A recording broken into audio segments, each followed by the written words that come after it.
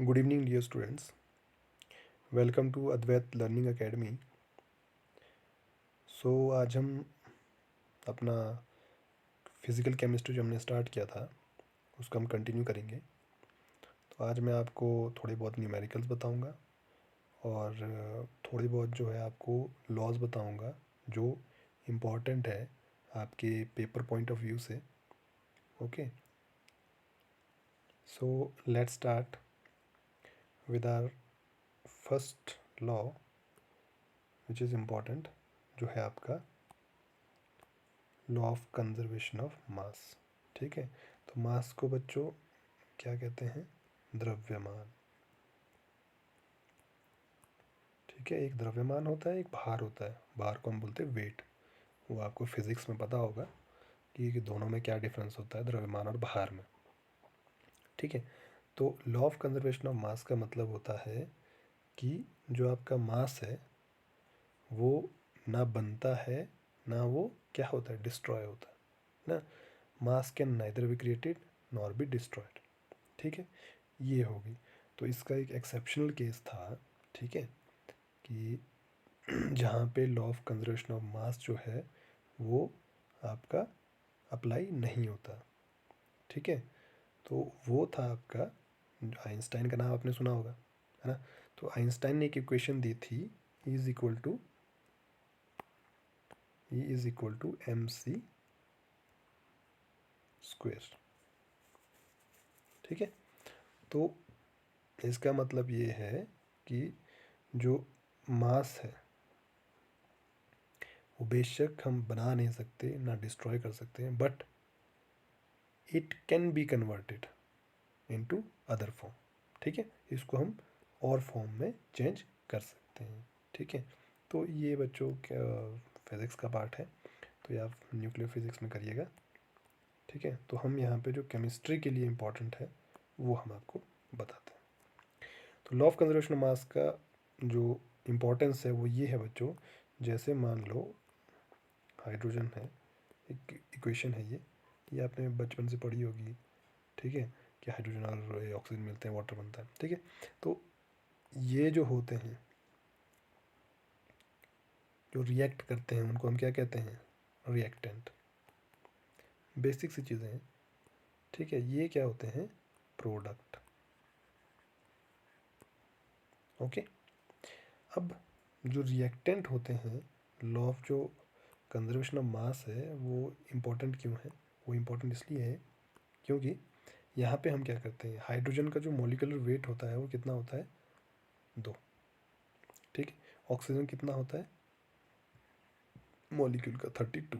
ठीक है, तो यहाँ पे हाइड्रोजन 2 है तो 2 प्लस ऑक्सीजन का एक एटम है। ठीक है, तो उसका कितना होगा? 60। ठीक है, तो टोटल कितना हो गया? देखो, रिएक्टेंट के हो गया आपके पास 2 और 32 कितने हो गए? 34। और प्रोडक्ट में कितने हो गए? 16 + 2 18। तो यही है आपका लॉ ऑफ कंजर्वेशन ऑफ मास। ये आपका ये बताता है कि जो रिएक्टेंट का टोटल जो वेट है, टोटल जो मास है वो प्रोडक्ट के मास के बराबर होना चाहिए। है बराबर? यहाँ पे नहीं है। ठीक है, तो इसीलिए हम करते हैं बैलेंसिंग। ओके, तो बैलेंसिंग कैसे करते हैं बच्चों? तो बैलेंसिंग के लिए सबसे पहले आपने क्या करना है, यहाँ पे आपने देखना है कि हाइड्रोजन देखो कितने यहाँ पे। ठीक है, 2 है, यहाँ पर भी 2 है। ठीक है, ये तो दोनों तरफ बराबर है। ठीक है, अब ऑक्सीजन कितना यहाँ पे? 1 है, यहाँ पे कितने? 2 है। तो ये आपका बैलेंस नहीं है, तो हम क्या करेंगे, यहाँ पे मल्टीप्लाई कर देंगे 2 से। ओके, अब क्या हो गया? ऑक्सीजन 2 हो गए, यहाँ पर भी ऑक्सीजन 2 हो गए, बट हाइड्रोजन कितने हो गए? यहाँ पे 4, बट यहाँ पे कितने? 2। तो हम क्या करेंगे? 2 से मल्टीप्लाई। ठीक है, अब हम ये लॉ ऑफ कंजर्वेशन ऑफ मास लगा कर देखते हैं। ठीक है, तो अब देखो नए में क्या बन गया? 2 मॉलिक्यूल्स थे। ठीक है, हाइड्रोजन के, तो कितने हो गए इसका वेट? 4। एक मॉलिक्यूल है ऑक्सीजन का, कितना हो गया इसका वेट? 32।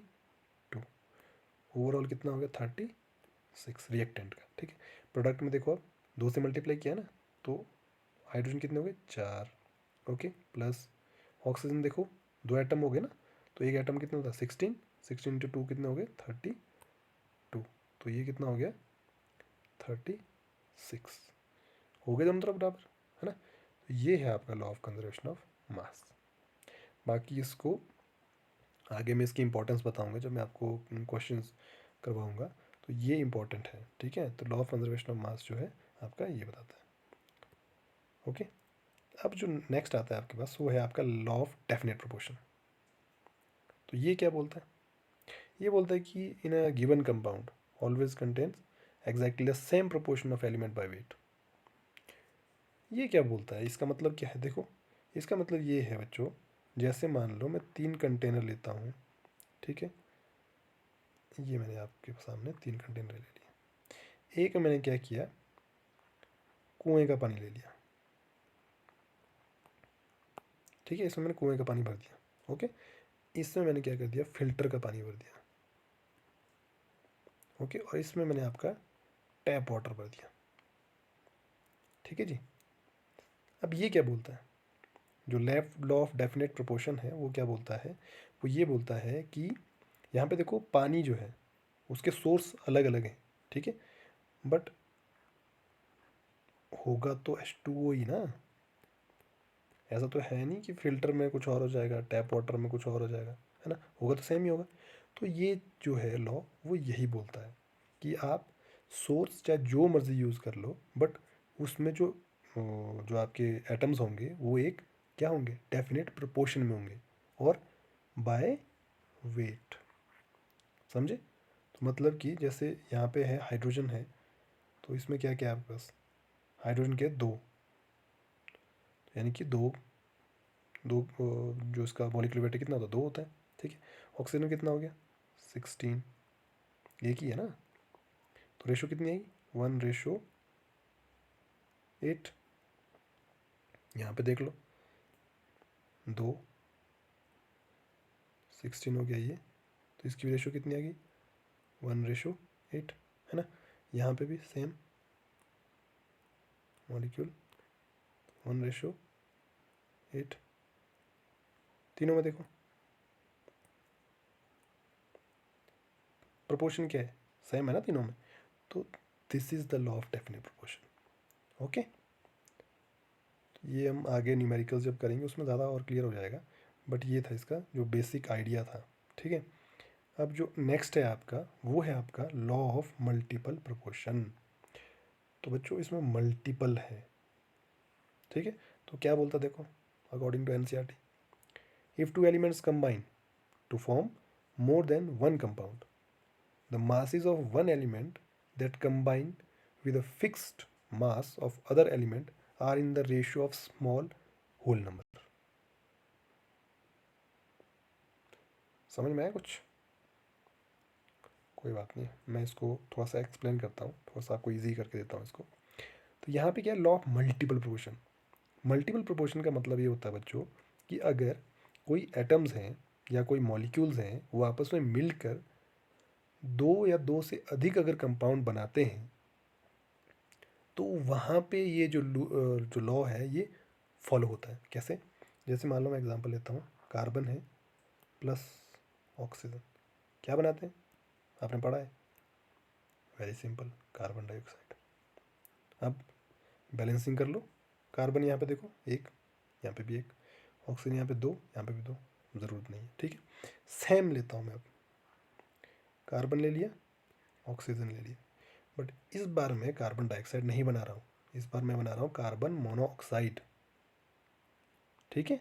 देखा आपने, रिएक्टेंट में जो मैंने मॉलिक्यूल्स लिए वो सेम है बट प्रोडक्ट अलग हो गए, यही है मल्टीपल प्रोपोर्शन, ठीक है।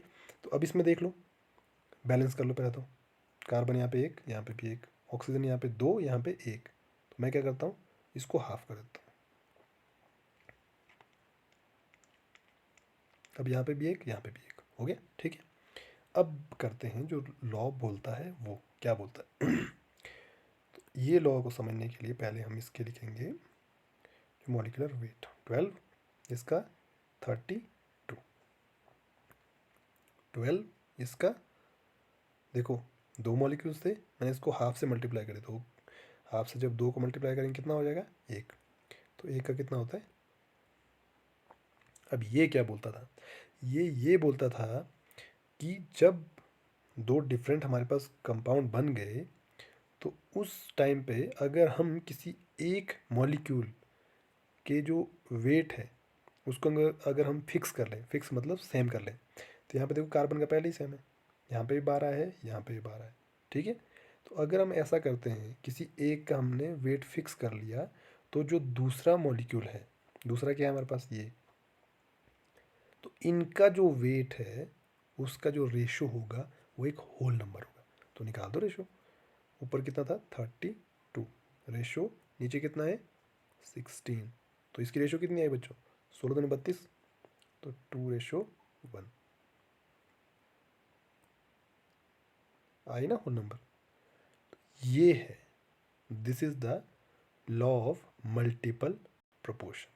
ओके, आगे न्यूमेरिकल में इसको बताएंगे हम कैसा होता है क्या होता है। अब आता है आपका एवोगैड्रो लॉ, बहुत इंपॉर्टेंट, बट हम इसको ज़्यादा इसको डिटेल में नहीं जाएंगे क्योंकि इससे ज़्यादा क्वेश्चन जो है वो न्यूमेरिकल की फॉर्म में आते हैं, तो न्यूमेरिकल में आपको मैं ज़्यादा समझाऊंगा। तो इसका एक नॉर्मल सा फंडा याद रखना कि equal volume of all gases, ये इंपॉर्टेंट है, at same temperature and pressure contains equal number of molecules, ये भी इंपॉर्टेंट, ठीक है। ओके, तो यहाँ पे दो चीज़ें इंपॉर्टेंट है, एक तो मॉलिक्यूल्स पे एम्फोसाइज करो, ठीक है, दूसरा सेम टेम्परेचर एंड प्रेशर, यानी कि अगर हम टेम्परेचर और प्रेशर को वेरी करते हैं तो ये जो कॉन्सेप्ट है एवोगैड्रो लॉ वाला, वो फिर आपका जो है अप्लाई नहीं होगा, ठीक है। इसका सिंपल मतलब क्या है बच्चों, देखो जैसे मान लो ये गैसेस के लिए है, ठीक है, जैसे हाइड्रोजन गैस है वो आपकी रिएक्ट कर रही है ऑक्सीजन गैस के साथ, ठीक है, और बना रही है आपके वाटर,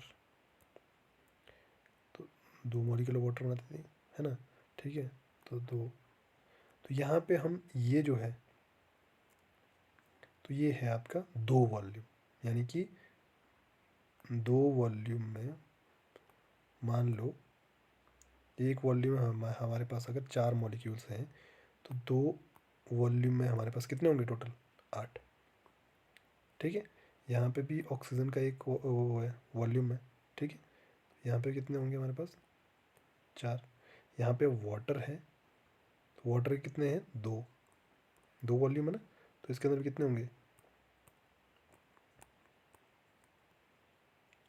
यानी कि ये मैटर नहीं करता कि मॉलिक्यूल कौन सा है, चाहे वो हाइड्रोजन हो चाहे वो ऑक्सीजन हो, उसका जो वॉल्यूम है अगर वो हमारे पास 1 लीटर है दोनों का, तो उसमें जो मॉलिक्यूल्स होंगे वो दोनों में ही सेम होंगे, ठीक है। डिपेंड नहीं करता इस चीज़ पे कि मॉलिक्यूल कौन सा है, समझ में आ रहा है, तो ये चीज़ है, ठीक है।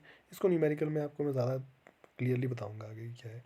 तो अब आते हैं हम मोल कॉन्सेप्ट में, मोल कॉन्सेप्ट में आपने ज़्यादा याद नहीं रखना इसमें कुछ भी, ठीक है।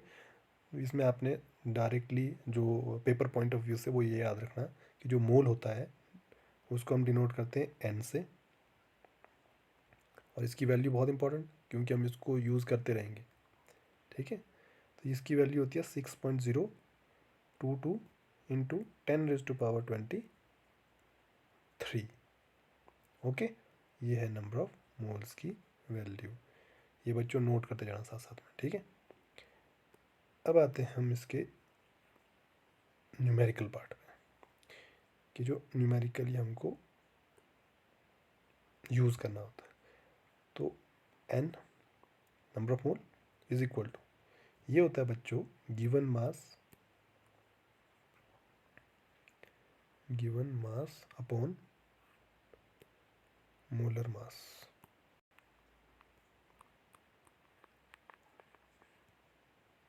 ठीक है, given mass upon molar mass. अब मोलर मास जो हमको पता है, मोलर मास वही जो मैंने बताया आपको, H2O क्या है कंपाउंड है ना, तो इसका मॉलिक्यूलर मास क्या होगा हाइड्रोजन का प्लस ऑक्सीजन का, ठीक है। तो मोलर मास जो होता है वो क्या होता है, हर एक का अलग अलग होता है, ठीक है, वो आपने याद रखना। जैसे ऑक्सीजन का आपके पास कितना होता है, मैंने बताया था 32, है ना, हाइड्रोजन कितना होता है 2, है ना, तो वो आपने याद करना, वो है आपका मॉलिक्यूलर मास, ठीक है। अब अगर डेफिनेशन पूछी जाए कि मोलर मास होता क्या है, तो मोलर मास क्या होता है, ये किसी भी, ठीक है, एलिमेंट का या किसी भी एटम या मॉलिक्यूल का एक मोल का मास होता है, ठीक है। एक मोल का जो मास होता है किसी मॉलिक्यूल का, किसी एटम का, वो क्या होता है, आपका मोलर मास होता है, ठीक है। आगे समझ में, इसको हम ज़्यादा न्यूमेरिकल में आगे वो करेंगे, प्रैक्टिस करेंगे। अब आए मोस्ट इंपॉर्टेंट क्वेश्चन। देखो बच्चों, जब भी आप फिजिकल केमिस्ट्री के कोई भी क्वेश्चन को सॉल्व करते हैं, ठीक है, न्यूमेरिकल जो भी आता है आपके पास, तो उसमें आपने सबसे पहला जो काम करना है वो क्या करना है, आपने इक्वेशन बैलेंस करनी है, ठीक है। आपने जो क्वेश्चन है उसको पहले प्रॉपर तरीके से उसकी इक्वेशन बनानी है, इक्वेशन बनाने के उसको बैलेंस करना, उसके बाद जो क्वेश्चन पूछा है वो आपने स्टार्ट करना है, ठीक है। तो जैसे अब बैलेंसिंग ऑफ जो इक्वेशन है वो मैं आपको एक अलग वीडियो बनाऊंगा, उसमें मैं आपको मेथड बताऊंगा कि इक्वेशन को बैलेंस करते कैसे हैं, ठीक है। तो आज मैं आपको ज़्यादा स्ट्रेस नहीं डालूंगा दिमाग पे, तो आपने नॉर्मल से चीज़ें जो है याद रखें। जैसे मैं नॉर्मल सा एग्जांपल लेता हूँ और मैं इंपॉर्टेंस बताऊंगा आपको कि बैलेंसिंग इक्वेशन से हमको क्या क्या चीज़ें पता लगती हैं। जैसे मैं यही लेता हूँ एग्जांपल, ठीक है, क्योंकि आपने पढ़ा है, मोस्ट कॉमन है, ठीक है। तो देखो, अब आपके पास ऑक्सीजन 2 है, यहाँ पे 1 है, तो हमने 2 से मल्टीप्लाई कर दिया, ठीक है, दो दो ऑक्सीजन होगी, ठीक है। अब हाइड्रोजन जो है यहाँ पे 4 हो गई, यहाँ पे 2 है, तो हमने यहाँ पे 2 से मल्टीप्लाई कर दिया। हो गई इक्वेशन सॉल्व। अब हमको इक्वेशन से क्या क्या चीज़ें पता लगती हैं वो हम सारी नोट करेंगे यहाँ पे, ठीक है जी। तो लेट्स स्टार्ट। पहली चीज़, मेरे को मॉलिक्यूलर वेट का पता लग रहा है, ठीक है। तो यहाँ पे 4 है हाइड्रोजन, तो यहाँ पे 4 ग्राम, ओके। यहाँ पे ऑक्सीजन कितने हैं, 32, तो 32। एक तो मेरे को वेट पता लग गया। यहाँ पे कितना था, वाटर का होता है 18, 18 × 2 कितना हो गया, 36। एक चीज़ हो गई क्लियर कि हमको इस चीज़ का पता लग गया, ठीक है। दूसरी चीज़, अब यहाँ पे देखो कॉफिशिएंट 2, यहाँ पे 1, यहाँ पे 2, इनका मतलब क्या हुआ, ये है आपके मोल्स, ठीक है। तो यहाँ पे 2 moles of hydrogen, 1 mole of oxygen क्या बनाते हैं, 2 मोल्स ऑफ वाटर। हो गया जी, ठीक है। अब एक और चीज़ जो मैंने आपको बताई थी, किस में, एवोगैड्रो लॉ में, वॉल्यूम, ठीक है। तो यहाँ पे ये 2 वॉल्यूम, ठीक है, यहाँ पे 1 वॉल्यूम, 2 वॉल्यूम। कहने का मतलब क्या हुआ कि 2 वॉल्यूम हाइड्रोजन का और 1 वॉल्यूम जो है ऑक्सीजन का, वो मिलकर क्या बनाते हैं, 2 वॉल्यूम वाटर के, ठीक है। इसको मैं आपको न्यूमेरिकल में और ज़्यादा क्लियर करूँगा, और ये बहुत इंपॉर्टेंट चीज़ है, ये आपने हमेशा ही याद रखना है जब भी आप फिज़िकल केमिस्ट्री के क्वेश्चनों को सॉल्व करेंगे, ठीक है। तो ये चीज़ आपको इससे पता लग गई, okay. So let's continue further. तो ये बच्चों अब क्वेश्चन है आपका जो एनसीईआरटी में दिया गया है, इसको करेक्ट कर लिया गया, ये आपका कैलकुलेट लिखा था, ठीक है। तो calculate the amount of water produced by the combustion, पहली चीज़ combustion of 16 gram of methane, ठीक है जी। तो यहाँ पे 2 टर्म्स हैं। जब भी देखो आप क्वेश्चन को करते हो, न्यूमेरिकल को करते हो, तो पहले न्यूमेरिकल्स में जो पूछा जा रहा है उसको शांति से एक बार दिमाग में अपने डाल दो कि क्या बोल रहा है, ठीक है। तो और जो इंपॉर्टेंट पॉइंट्स हैं उनको पहले ही आप मार्क कर लो। पहली चीज़ यहाँ पे क्या थी, कंबशन, ठीक है जी। दूसरी चीज़ थी किसकी कंबशन, मिथेन। अब ये कंबशन वर्ड क्या होता है, ये बहुत इंपॉर्टेंट वर्ड है बच्चों, ये याद रखना, ये आगे भी आपको क्वेश्चंस आएंगे ऐसे। कंबशन का मतलब जलाना, अब तो आपने सुना होगा, है ना, पहले पढ़ा है ना आपने कि कोई भी चीज़ जलती है तो किसकी वजह से जलती है, ऑक्सीजन की वजह से, ठीक है। अब ये कॉन्सेप्ट याद रखना, जब भी कंबशन की बात आएगी तो इसका मतलब हमने रिएक्शन किसके साथ करवाया, ऑक्सीजन के साथ, तो किसका, मिथेन। तो मिथेन का आपको फॉर्मूला याद है, नहीं होगा तो मैं आपको बता दूंगा, कोई बात नहीं, ठीक है। मिथेन को आपने कंबस्ट किया, ठीक है, तो उससे क्या बनेंगे बच्चों, कार्बन डाइऑक्साइड एंड वाटर। ठीक है, कार्बन दोनों तरफ बैलेंस है। ठीक है, तो अब हम क्या देखेंगे इसमें, ऑक्सीजन देख लो, सॉरी यहाँ पे आपके पास हाइड्रोजन है, हाइड्रोजन कितने हैं, 4 है, यहाँ पे कितने, 2, तो उसको 2 से मल्टीप्लाई कर दो। ठीक है, हो गए 4। अब ऑक्सीजन लास्ट बच गई, तो ऑक्सीजन कितनी है यहाँ पे 2, यहाँ पे कितनी है 2, तो टोटल कितनी है 4, यहाँ पे बट कितनी है 2, तो 2 से इसको मल्टीप्लाई कर दो, हो गया बैलेंस। अब करते हैं क्वेश्चन स्टार्ट। जो ये बोल रहा है, क्या बोल रहा है, calculate the amount of water. हमने निकालना है वाटर का अमाउंट। पहले जो जो निकालना है उसको मार्क कर दो। क्या निकालना है, अमाउंट ऑफ वाटर, ये निकालना है। ठीक है, और दिया क्या है हमको, 16 ग्राम ऑफ मिथेन। तो 16 ग्राम जो है मिथेन से कितना वाटर बनेगा, ये है हमारा क्वेश्चन। ठीक है जी, ये लग गया आपको क्वेश्चन पता। अब हम इसको स्टार्ट करेंगे कि इसको सॉल्व कैसे करेंगे। ठीक है, नॉर्मल जो चीज़ हमको चाहिए बस उसी का ही लिखना है। ठीक है, तो यहाँ पे हमने क्या करना है, हमने अमाउंट निकालना है, मतलब कि वेट निकालना है वाटर का, और वेट हमको मिथेन का दिया है। ठीक है, तो पहले हम सिंपल करेंगे जो हमने करना है। मिथेन का यहाँ पे देखो टोटल वेट कितना होगा, तो 12 है इसमें कार्बन, 4 ग्राम है इसमें हाइड्रोजन, कितना हो गया इसका 16। ठीक है, अभी मैं सिर्फ क्वेश्चन पे वो नहीं कर रहा हूँ मैं। ठीक है, मैं सिर्फ इसका वो लिख रहा हूँ जो इसमें इक्वेशन में है, बैलेंस्ड इक्वेशन में जो हमारे पास बना है। अब आगे क्या है, यहाँ पे हाइड्रोजन कितनी है 4, प्लस ऑक्सीजन कितनी है 2, यानी कि 32। ठीक है, तो 32 चार्ज कितने हो गए 36। ठीक है जी, अब ये आया जो हमने इक्वेशन में दिया था हमको जो। ठीक है, अब हमने करना है इसका जो आंसर है वो क्या होगा। तो अब हमको क्या निकालना है, 16 ग्राम ऑफ मिथेन में निकालना है। ठीक है, तो 16 ग्राम मिथेन, तो देखो बच्चों 16 ग्राम तो इसमें दिया ही है पहले से। ठीक है, नॉर्मल बैलेंस इक्वेशन से ही निकल गया ना आपका।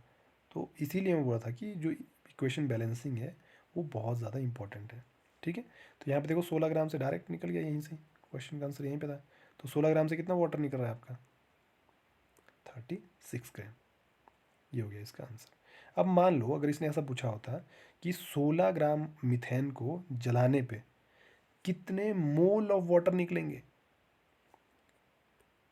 है ना, क्वेश्चन तो कैसे भी घुमाया जा सकता है, बट आपने क्या है, आपने बिल्कुल अड़े रहना है। ठीक है, जो आपने कर दिया, जो आपके कॉन्सेप्ट दिमाग में बैठ गया है, बस आपने वही करना है, क्वेश्चन चाहे जैसा मर्जी घूम जाए। ठीक है, तो मोल के लिए अगर पूछ रहा है तो मैंने नॉर्मल बताना है आपको, क्या यहाँ पे कितने मोल बन रहे हैं 2, खत्म।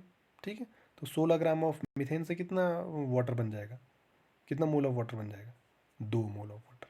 ठीक है, अब अगर ये बोले कि 16 ग्राम ऑफ मिथेन से, ठीक है 16 ग्राम ऑफ मिथेन से, अगर ये क्वेश्चन थोड़ा सा घुमा दे, बोले कि 16 ग्राम ऑफ मिथेन से कितना कार्बन डाइऑक्साइड बनता है, इजी। ठीक है, तो 16 ग्राम से कितना कार्बन डाइऑक्साइड बनेगा, तो कार्बन कितना है 12, प्लस 2 ऑक्सीजन के कितना हो गया 32, कितना हो गया 44। तो 16 ग्राम ऑफ मिथेन से कितना कार्बन डाइऑक्साइड बनता है 44 ग्राम्स। और अगर इसको भी थोड़ा मॉडिफाई कर दिया जाए कि 16 ग्राम ऑफ जो मीथेन है उससे कितने मोल ऑफ कार्बन डाइऑक्साइड बनते हैं, तो यहाँ पे देखो कितने हैं बच्चों 1, तो 1 मोल बनता है। ठीक है, तो इतने सारे जो कॉन्सेप्ट्स थे वो सिर्फ एक क्वेश्चन में आपके कंप्लीट हो गए। ठीक है, तो इसलिए आप जो है क्वेश्चन को ज़्यादा सॉल्व करने के बजाय, ठीक है, आप कॉन्सेप्ट सीखने की कोशिश करो। जितना आप कॉन्सेप्ट अपने दिमाग में बनाओगे उतना बेटर आप फील करोगे। ठीक है, और दूसरी चीज़, आप जो अपने न्यूमेरिकल स्किल है उसको भी थोड़ा सा बढ़ाओ। ठीक है, ताकि आप, अभी तो चलो ये क्वेश्चन थोड़े से नॉर्मल से हैं, आगे आगे जो हैं आपके क्वेश्चन जो हैं उसमें डेसिमल जो हैं बहुत ज़्यादा आ जाते हैं। ठीक है, तो उनको भी सॉल्व करना आपको आना चाहिए। ठीक है, so let's go to our next question. तो ये है बच्चों नेक्स्ट क्वेश्चन आपका। अब ये क्या है, अब ये बोलता है कि how many moles of methane are required to produce 22 grams of carbon dioxide. अब उसी क्वेश्चन को थोड़ा सा मॉडिफाई कर दिया, ठीक है, सेम क्वेश्चन सेम इक्वेशन, ठीक है, तो कर लो। क्या क्या है इसमें, मोल्स निकालने हैं, ठीक है, मोल्स, ठीक है, किसके, मिथेन के। अब किससे, are required to produce 22 gram of carbon dioxide after combustion, combustion word आ गया, ठीक है। तो मतलब कि मिथेन को जलाना है, फिर से जला दो, CH4, ऑक्सीजन, जलाने का मतलब ऑक्सीजन होता है, ठीक है, क्या बनता है, कार्बन डाइऑक्साइड प्लस वाटर। कर लो इक्वेशन सॉल्व। क्या किया था हमने, कार्बन सेम दोनों तरफ, ठीक है, हाइड्रोजन 4 है यहाँ पे, हाइड्रोजन कितनी है 2, तो इसको 2 से मल्टीप्लाई कर दो, हो गई इक्वेशन बैलेंस, ठीक है। और उसके बाद अब ऑक्सीजन 2 हो गए, यहाँ पे 2 है तो प्रोडक्ट में 4 हो गई, यहाँ पे कितनी 2 ही है, तो इसको 2 से मल्टीप्लाई कर दो, हो गई इक्वेशन सॉल्व, ठीक है। अब हमारा पहला काम होगा ख़त्म। अब करते हैं हम क्वेश्चन के ऊपर, कि क्वेश्चन क्या है, how many moles of methane, हमने किसके निकालने, ये हमने मोल मिथेन के निकालने हैं, यहाँ पे कितना है आपका 1 मोल ही है, ठीक है। अब are required to produce 22 grams carbon dioxide, तो मतलब 22 ग्राम, ये हमको चाहिए ग्राम्स में, ठीक है, यहाँ चाहिए हमको मोल। तो हम इसको ऐसे ही सॉल्व करेंगे। तो पहले हम क्वेश्चन की वैल्यूज़ नहीं देखेंगे, पहले हम क्या करेंगे, अपनी वैल्यूज़ जो इक्वेशन की हैं वो डालेंगे। तो करो, यहाँ पे चाहिए हमको मोल, ठीक है, तो यहाँ पे कितना है पहले 1 मोल। कार्बन डाइऑक्साइड का चाहिए हमको वेट, तो वेट कितना हो गया 12 प्लस 32 कितने हो गए 44 ग्राम्स, ठीक है, समझ में आ गया। अब इसने क्वेश्चन को उल्टा पूछा है, उल्टा मतलब कि इसने इस तरफ को पूछा है क्वेश्चन को, कि 44 ग्राम्स जो है कार्बन डाइऑक्साइड है, उससे मिलते हमको 1 मोल ऑफ मिथेन, ठीक है। तो 22 ग्राम से कितना मिलेगा, तो मैं इसको मिटा के अब क्वेश्चन की फॉर्म में करता हूँ, यानी कि 44 ग्राम जो है उसमें हमको 1 मोल मिलता है मिथेन का, ठीक है। तो 22 ग्राम में कितना मिलेगा, तो 1 ग्राम में कितना मिलेगा बच्चों, 1/44। तो हमने क्वेश्चन में कितना है 22 ग्राम, तो 22 ग्राम में कितना मिलेगा 1/44 इंटू 22, ये तो आपको आता होगा, यूनिटरी मेथड से कीजिएगा इसको, ठीक है। तो क्या हो गया 22 से कम 22, 22 दूना 44, तो 1/2, 1/2 का मतलब हाफ मोल, हाफ मोल का मतलब 0.5